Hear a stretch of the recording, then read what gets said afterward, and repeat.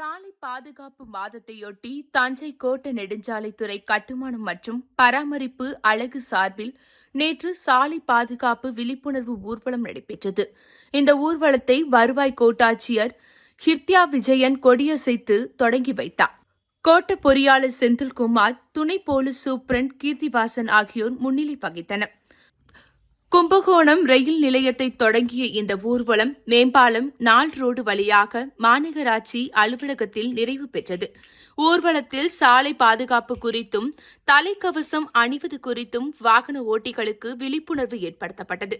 இந்த ஊர்வலத்தின் போது மோட்டார் சைக்கிளில் தலைக்கவசம் அணிந்து சென்றவர்களுக்கு சிறப்பு பரிசுகளும் வழங்கப்பட்டன.